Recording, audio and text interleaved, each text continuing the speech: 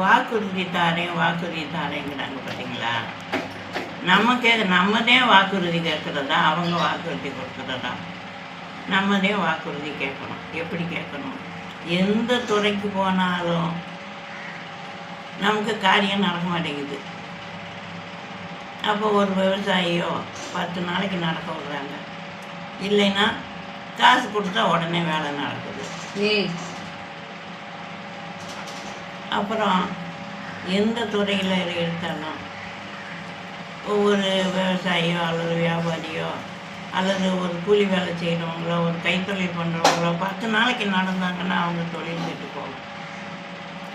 அதுக்காக என்ன செய்கிறீங்க, அந்த தொலைஞ்சி போட்டுன்னு சொல்லி என்ன செய்கிறாங்க, 1000, 500, 2000 கொடுத்து உடனே வேலையை பார்த்துட்டு வர்றாங்க.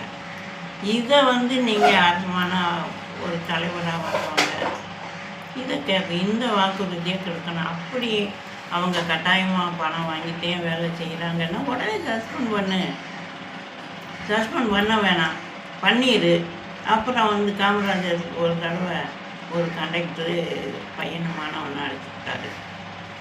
ஏன்னா இவங்க ஃபுட்போர்டில் தொங்கிக்கிட்டு போகிறாங்க செய்கிறாங்க, எப்படியோ அழைச்சி விட்டாரு. உடனே தமிழ்நாட்டில் இருக்க மாணவர்கள் பூரா ஒன்று சேர்ந்து அது எப்படி கண்டக்டர் அடிக்கலாம், உடனே என்ன கேட்கணும்னு ஸ்ட்ரைக் பண்ண ஆரம்பிச்சிட்டாங்க.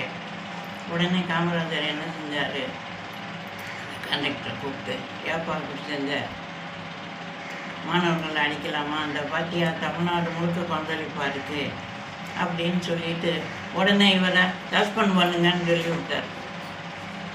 பையங்கெல்லாம் சந்தோஷப்பட்டு போயிட்டாங்க.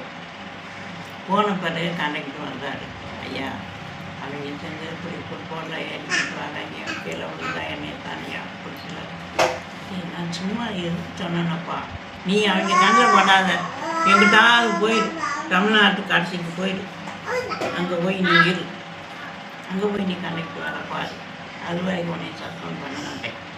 அப்போ என்ன ஆகுது, அவனையும் காப்பாற்றுறாங்க, மாணவர்களையும் காப்பாற்றுறாங்க. அந்த மாதிரி ஆட்சியாக இருக்கணும். யாருக்கு பாதிப்பு வரக்கூடாது.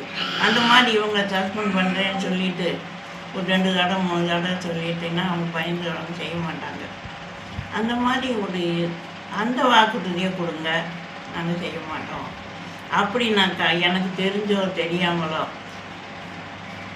போலீஸ் ஸ்டேஷனுக்கு போனால் அங்கேயும் காசு, சரி பத்திரப்பதிவுக்கு போனால் அங்கேயும் 10,000 ரூபாயா, அங்கேயும் காசு, தாலுகா ஆஃபீஸுக்கு போனால் அங்கே எந்த வேலையும் நான் சீக்கிரம் நடக்க மாட்டேங்குது சொல்கிறீங்க. இப்போ மனு நீதி நாளுன்னு சொல்லி கலெக்டர் திங்கக்கிழமை மனு கொடுக்க சொல்கிறாரு, போய் கொடுக்குறாங்க. கொடுத்தா ஒரு ஏழை பாலை ஒரு விடவாக இருக்கிறவங்க போய் ஒரு காரியம் நடக்கணும்னா அதுக்கு போய் கேட்குறாங்க, வாங்குறாரு.